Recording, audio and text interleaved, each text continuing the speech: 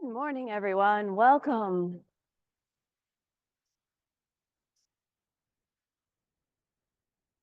I am delighted to see you all.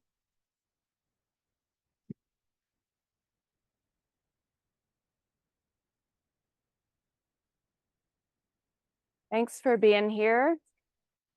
I'm going to take just a moment, put your feet flat on the floor. Take a rejuvenating breath is what I feel like I need this morning. An energizing breath.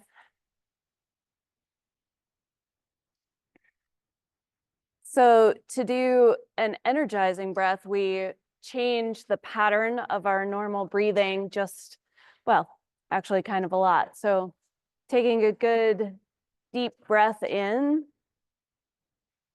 and then letting it out in short spurts.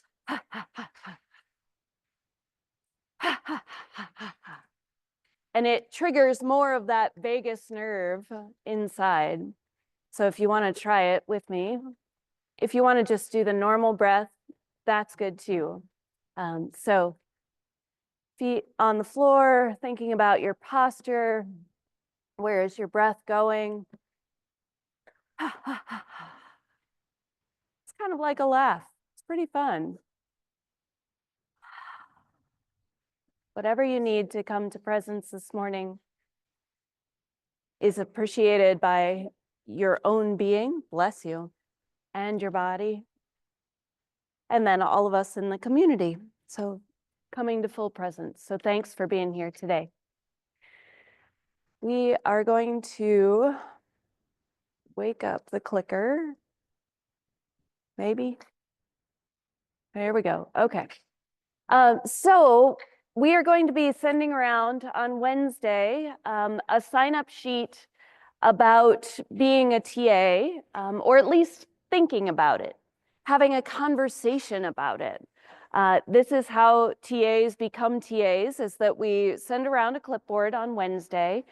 And if you think that you're interested in considering it, it is not a commitment, it is just that you'd like to have a conversation. And then Autumn and I will be running these conversations over the course of the last weeks of the semester. So what happens is that you sign up on the clipboard, and then Autumn reaches out to you with a link to a Google sign up where you pick a slot of time on our calendar, and then you just come in and we just chat. We talk about what's your BiSci story and what might be curious to you or what's interesting to you about becoming a TA. Why do you think that's something that you're interested in? And then we do all the conversations, and then we match people to as many places as we have. And then you do a whole semester of class around being a TA. So the TA training is a three credit course that would happen in the fall. And then you would be a TA for BiSci next spring of 2026. So that's the general system. So this is your heads up announcement.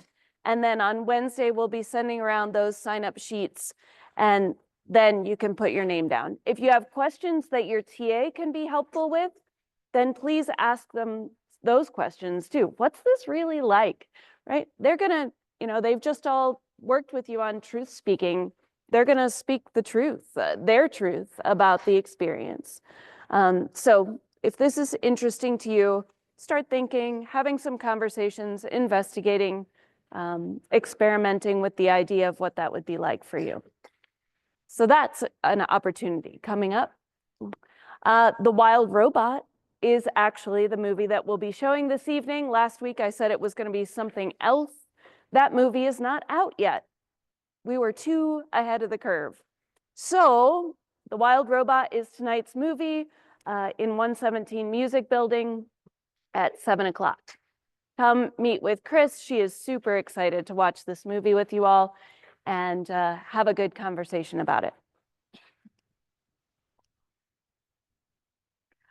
This week at your lab, this is the week that you're going to bring your make, upcycle, or repair project to your lab to show it off to your classmates, your friends. So you can just make a note of that in your planner to bring that along with you. And then here we are for today. Welcome to part 3. How will we choose to respond? So we're on page 114 today in your notes book, your journal. I want to highlight this phrase, learned helplessness. The idea that sometimes we have been taught or told, you know, well, this is the earth, well, it's too big of a problem. We can't be helpful. And so we might feel that. We may have taken that in very deeply, like this is too much. We can't do anything about this. This process, this phrase was coined by a psychologist back in the 60s when he was working with dogs. They don't do this kind of research anymore, but he was putting dogs in a place where they would be shocked. And then if they learned that they couldn't get out, they just wouldn't even try to get out anymore. And yet the dogs that learned that there was an escape later, they could change their mindset. And that's what we can do too. So if you have learned that the world is in a place and we can't do anything about it, you can unlearn that and start again. So these things come to us in ways that we might not be aware of, these stories that we carry. So I put an article, there's an article in module 17, module 12 for this week about learned helplessness that might interest some of you. But what we're going to talk about now is how we can respond, right? The idea that do the little actions matter? Well, what I know is that I'm going to do anything that I can to help this situation because that feels good to me, that feels right to me, and I'm going to be optimistic that that is going to help something, and that maybe by my little actions, I'm going to affect other people's actions. And then it's not so little when we can share these ideas. So that's what part 3 is about. How can you, now that we know connecting all of our equipment, we know what's going on in the world, how are we going to choose to respond to this, right? How are we going to use our beings to make the world a better place, to make the environment a more secure and healthy place to be? So a few weeks ago now, you learned that food is about 1/3 of our ecological footprint. So today we're going to tackle food. On Wednesday, we're going to tackle shelter. And then next Monday, we're going to talk about transportation. Those are the 3 major parts of our ecological footprint. So how we impact the world. So today is about food. You may remember this slide. Eating is receiving nutrients. Earth, water, fire, air, and space combine to make this food. We take the lives and labor of numberless beings that we may eat. May we be nourished that we may nourish life. In that class, we were talking about death and how all of us, all of our being, we are made up of natural stuff that's going to go back into the earth to nourish other beings. So how is it that we are nourishing our bodies now? That's what we'll talk about today. So I'd like you to consider this question and then talk to your neighbor about it.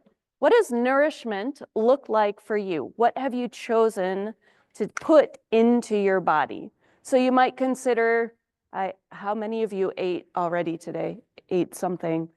Okay, so very few of you ate today, so don't think about that part. You're going to think about nourishment, maybe what you did yesterday, maybe what your pattern has been over the semester. How have you nourished your body? Putting food into it. Go ahead, talk. Think.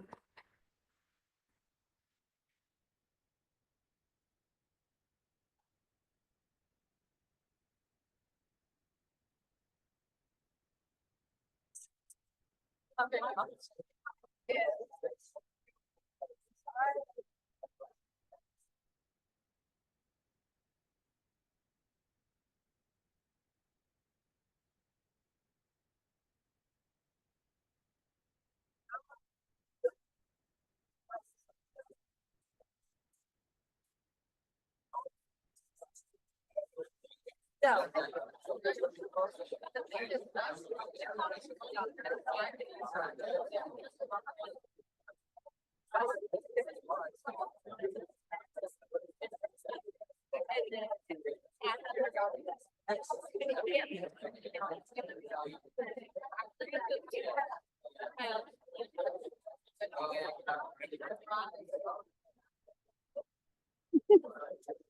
found where you're going? Okay, good. Good morning.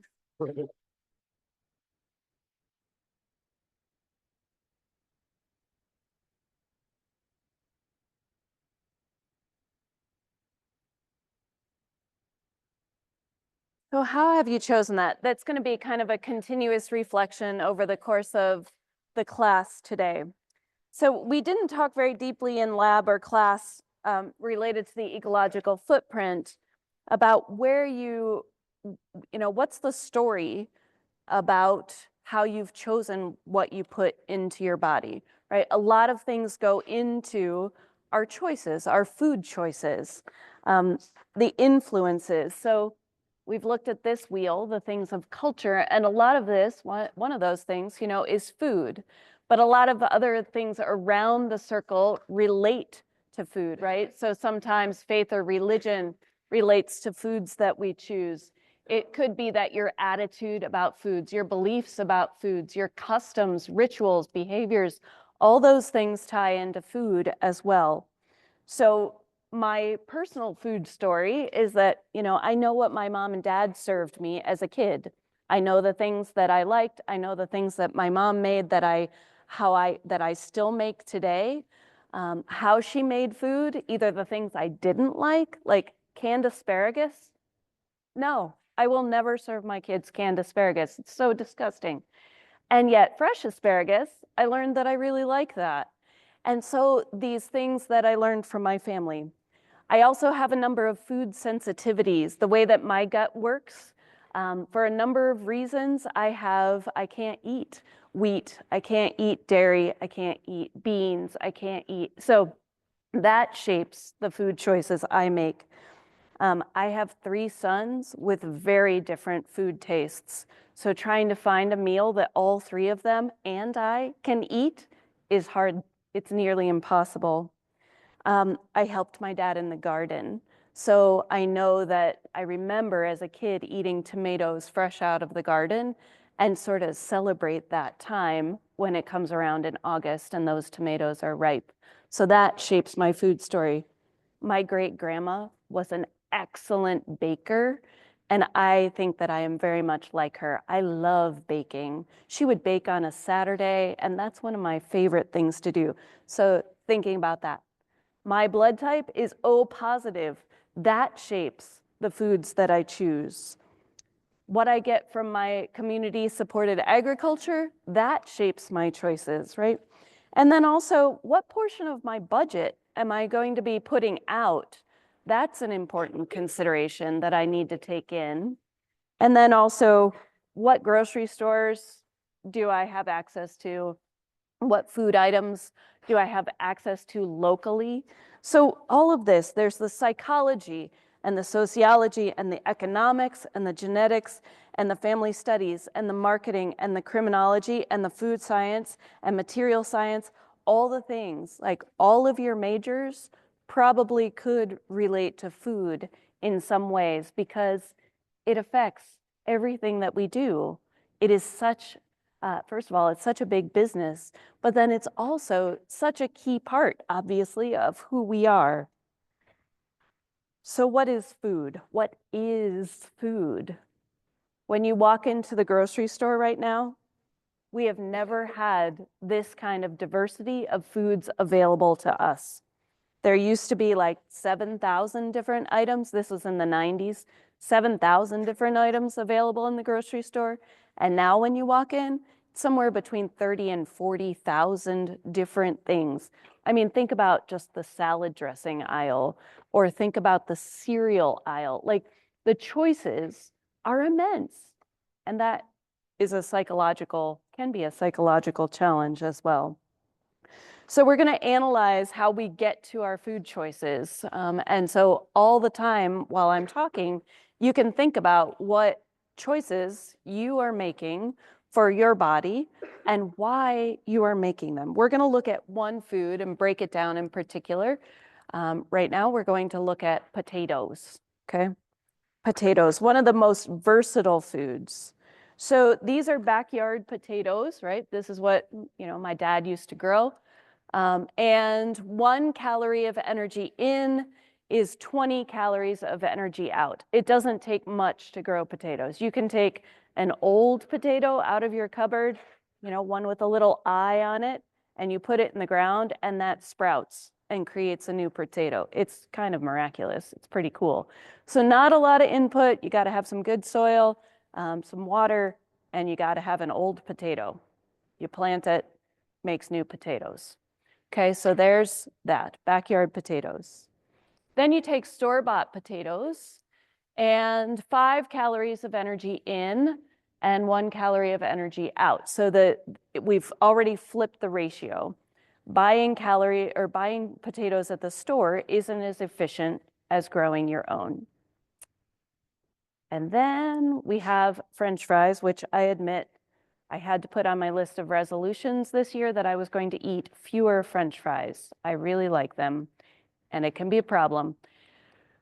But the fact is that 10 calories of energy in, 1 calorie of energy out.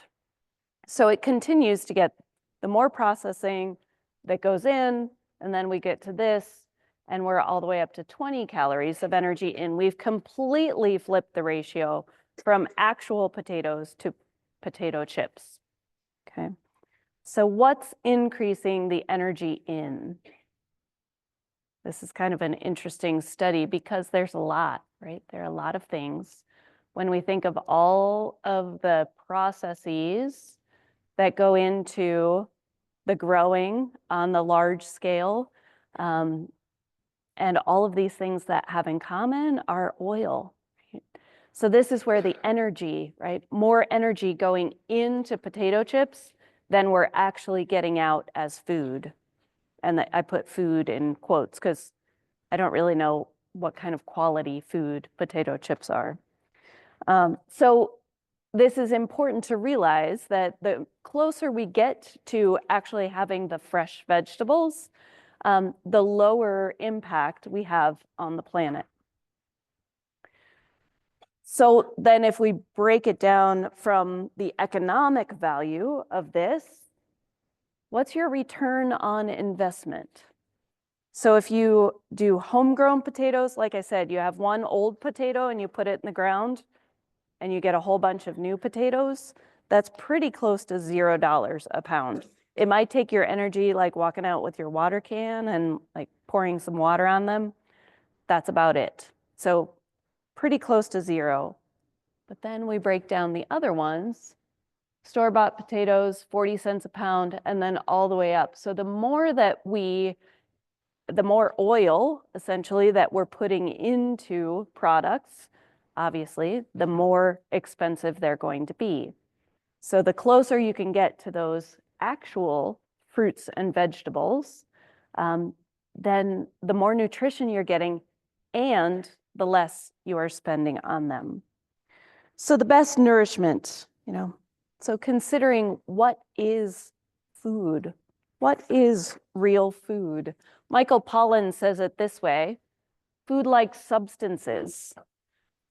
These are all things that were actual vegetables. There's some corn, some oats, some wheat in there. And then they process it in a lot of different ways, right? Then they add preservatives and additives and human-made sweeteners. And it's tricky to figure out then what really is food. A tip that helped me is that if I shop the edges of the grocery store, I am getting more like real food when I think about it. So think about the grocery store that you usually go into. And then think about if you walk immediately to the right, what's in that aisle? Is it fruits and vegetables over there? Is it meat or dairy?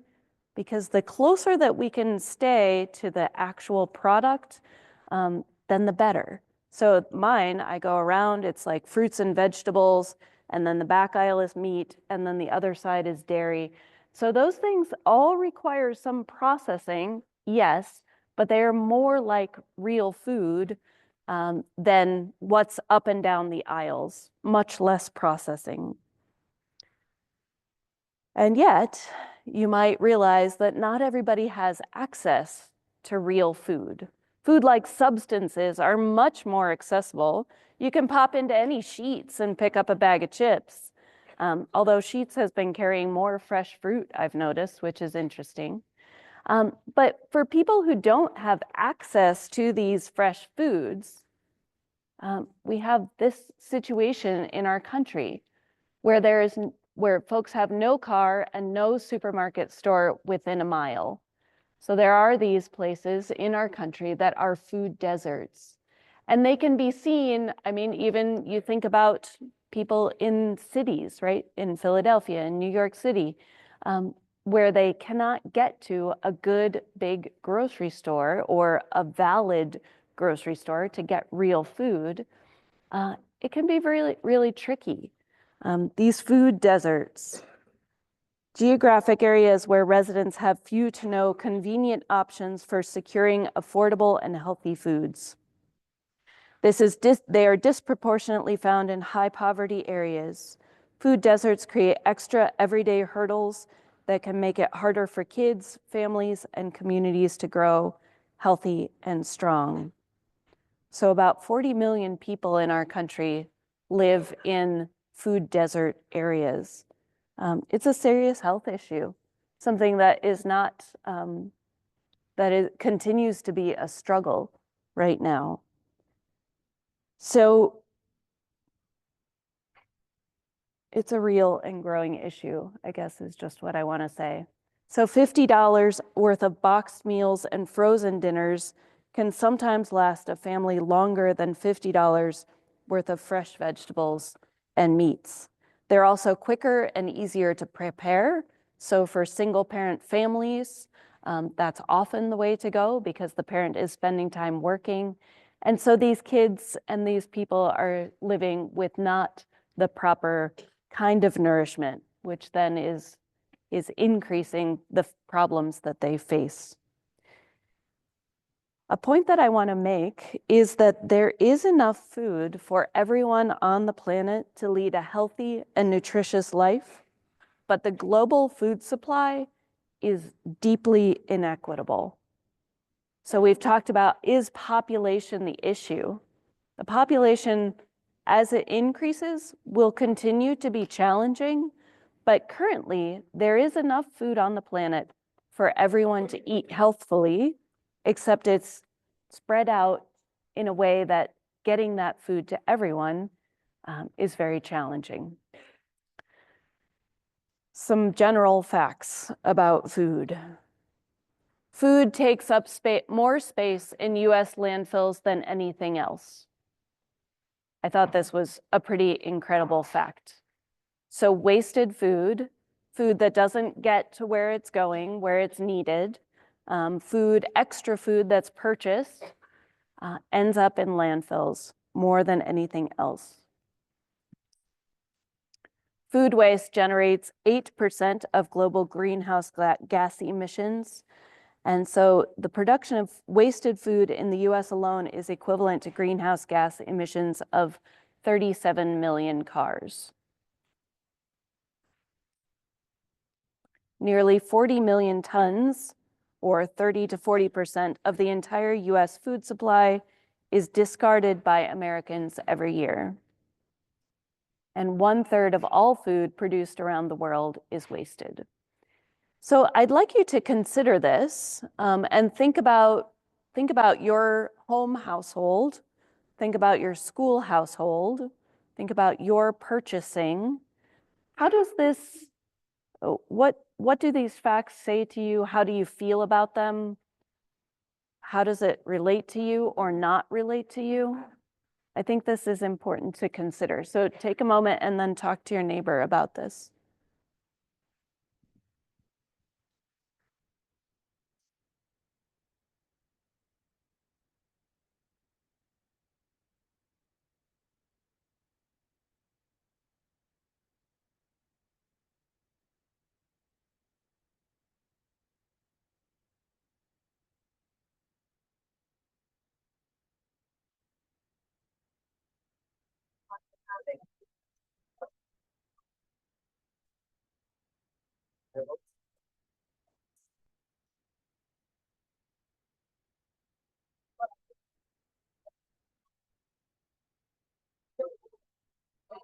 How do people get up today?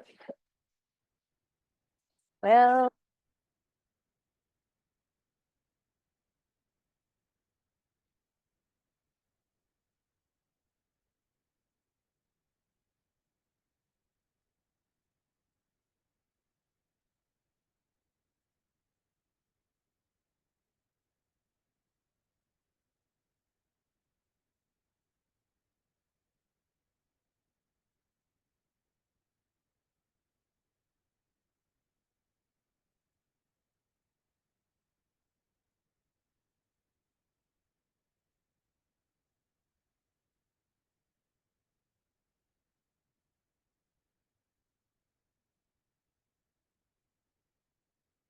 would anyone like to speak to this? Microphones are around. Experiences with this, Ashley?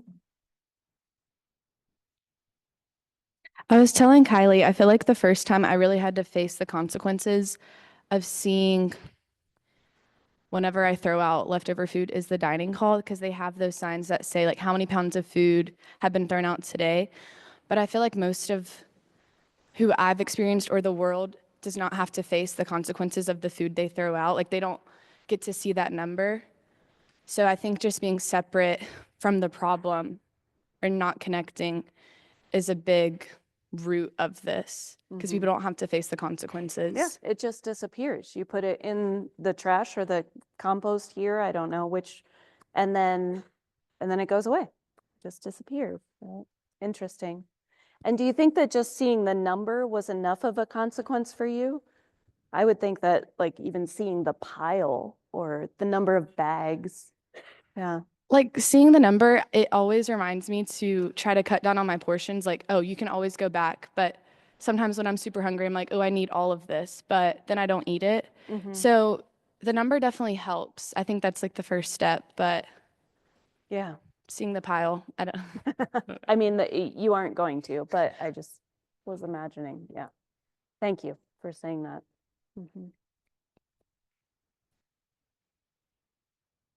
Anyone else thinking about this that wants to share?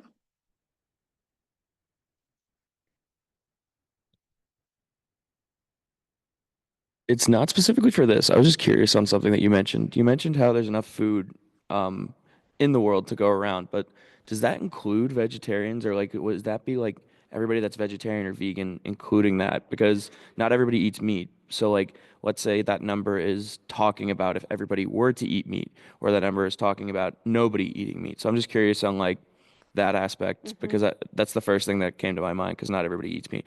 I personally, like, I can't live my life without eating like red meat. So Yeah. Interesting question. And so I think it's kind of averaging, right? I think that they're doing an average of what's out there. And so I'll do a little more research and digging into it. And maybe if you do too and find anything that could help us clarify, that would be pretty cool. But I think that we will talk in just a few minutes about meat and Americans particularly and our meat consumption. But yes, around the world, I mean, there are probably way more vegetarians based on what's available and what's affordable, that would be covered under that. Because I don't know that there would be enough meat to go around, especially in the portions that Americans eat. So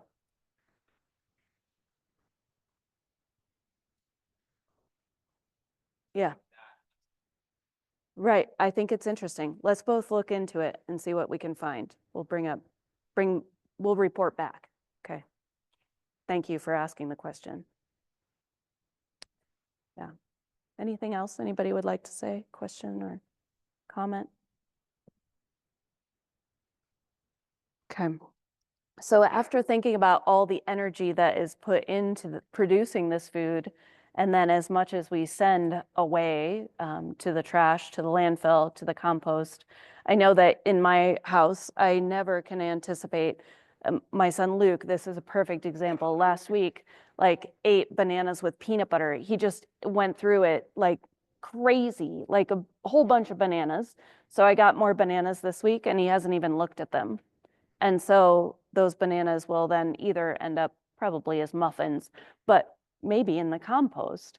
It's a very hard thing to anticipate when you're shopping with and for other people, let alone for ourselves. And I'm using Luke as a scapegoat, but I do it too. It's hard to figure out.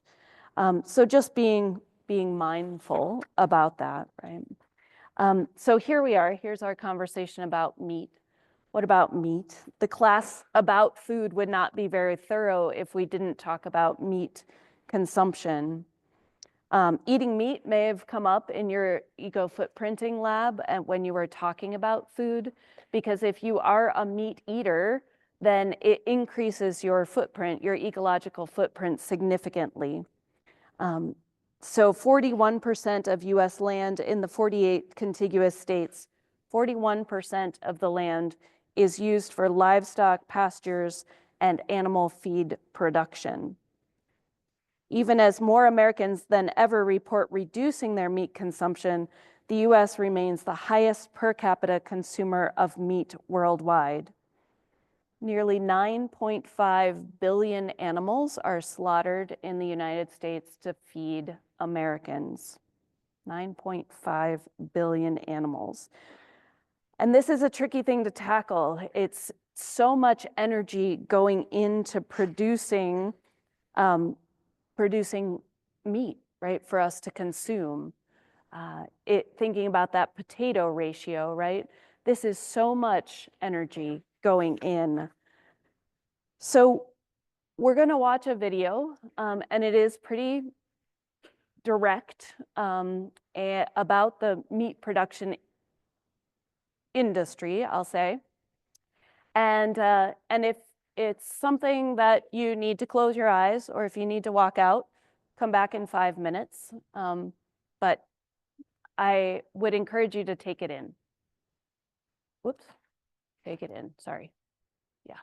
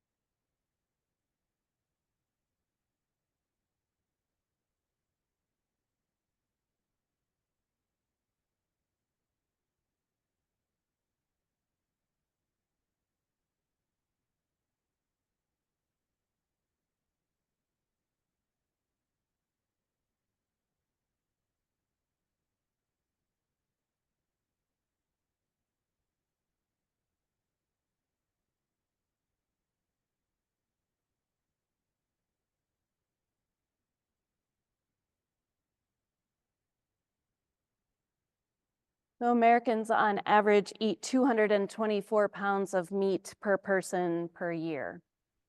224 pounds.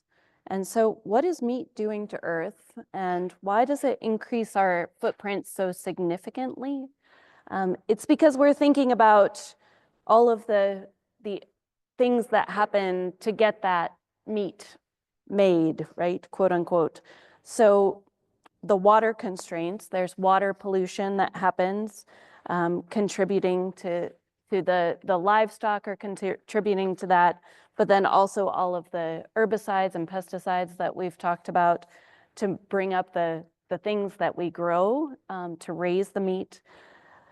Land use and deforestation. Livestock is the world's largest user of land resources, with grazing land and cropland dedicated to the production of feed, representing almost 80% of all agricultural land.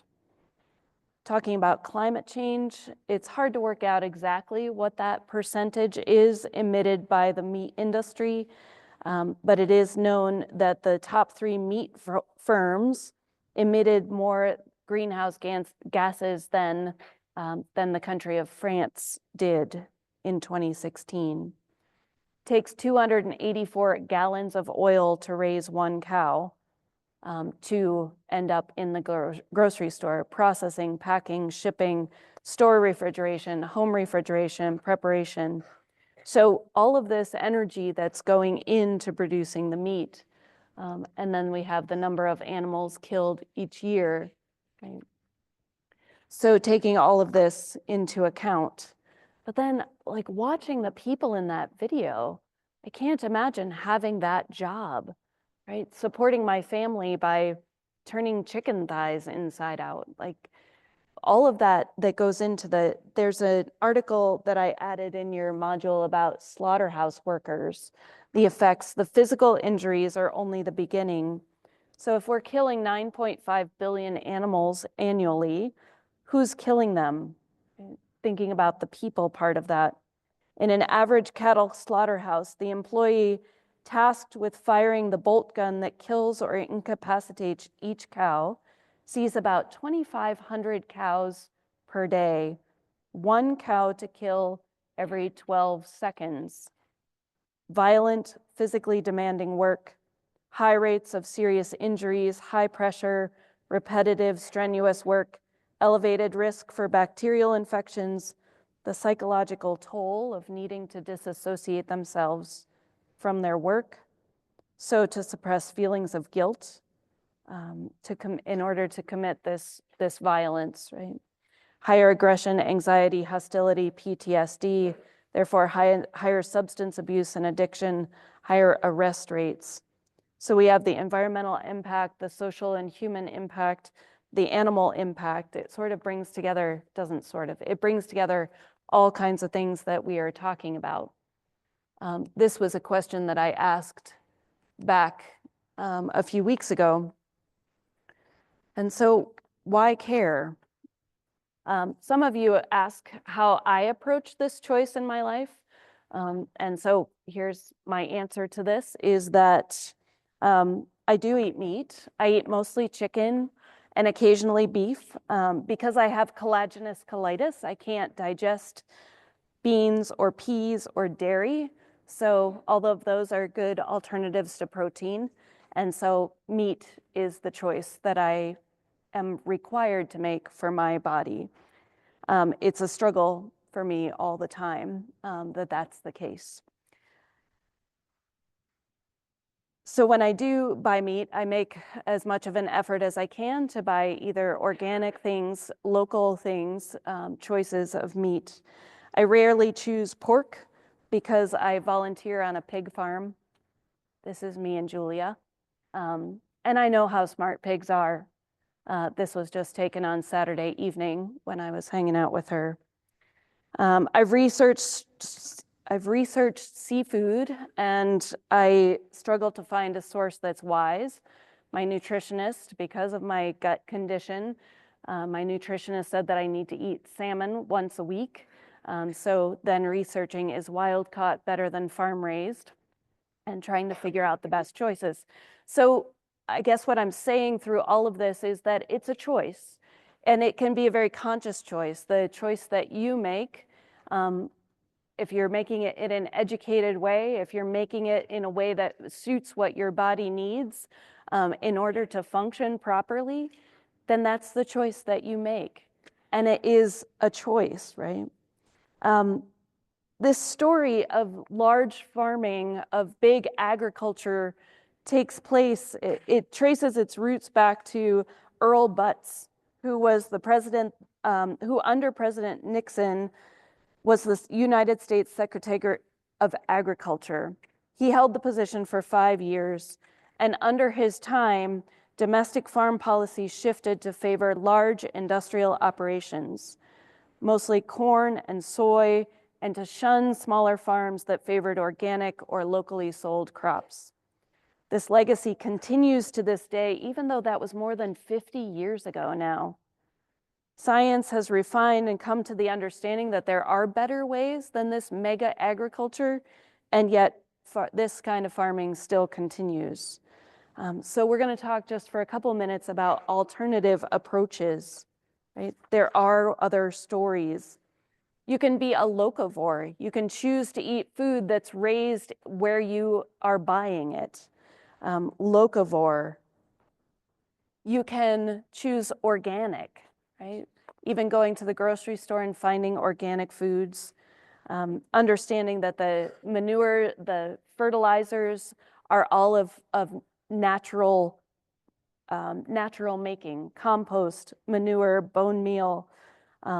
There's crop rotation, all kinds of stuff goes into the organic. You can often find these things at the farmer's market that happens downtown. The benefits here, the studies that are shown that when you shop at the farmer's market, sociologists have counted conversations that are happening. There are more connections happening at a farmer's market than in a normal grocery store. So there are the benefits here. Your direct connection between producer and consumer, the local economy, less oil input to transfer the goods. There's awareness and choice by the farmers to live lighter on the land. This can also come through the opportunity of community-supported agriculture. You can do this right around here. You volunteer for 3 or 4 hours a week and you come home with a box of vegetables grown on that farm. You can participate here at Penn State. The composting, this is the statement that Penn State makes. We certainly want you to recycle and compost, but as a last resort, we really want you to reduce what you use and reuse what is left. So composting, right? Reduce what you use and reuse what is left, not just getting rid of those extras. You can work on the student farm. Here's the contact for Leslie Pillin in charge of Student Farm. Because it turns out that getting dirty is really healthy for you. The bacteria in soil, it increases our serotonin and actually makes us feel better. So if you remember being a kid and playing in the dirt, or remember gardening at other times, it actually is a fact, right? It's making us feel better because of lots of reasons to be outside gardening. And then eating together. We all eat, and it would be a sad waste of opportunity to eat badly. So this goes back to the World Happiness Report that I reported about, spending time together, connecting, making those connections over food is really great. Eating healthier, eating together, eating happier. So all of these connections are possible, things that we can do, right? Lowering our footprint, reducing food waste, thinking about where our food comes from and choosing what we need, choosing according to our beliefs. Moderating our desire for meat is a big one too. Adopting something more like a traditional Mediterranean diet. There's lots of possibilities. So I love this quote. Don't you find it odd that more people will put more work into choosing their mechanic or house contractor than they will into choosing the person who grows their food? It's about connections, right? So what's in your food? is an important consideration. Where does your favorite food come from? Up here, I have my coffee and cookies. It's part of my routine as often as I can make it. The food that comes, I bake these cookies because my grandpa and I used to bake together. Flour that's ground, mine is special flour, gluten-free. But yours, where does your flour come from? The sugar that's grown only around the equator, considering where that comes from and goes into your food. The coffee that I'm drinking today is from Honduras. A friend of my brother's who grows it. My brother is a coffee roaster. And so Emilio provided my coffee for today. So thinking about where your food comes from, wherever you're headed now to go out to get your breakfast, your lunch, think about those connections and find beauty in it. And I hope that you have a gorgeous day. Thank you.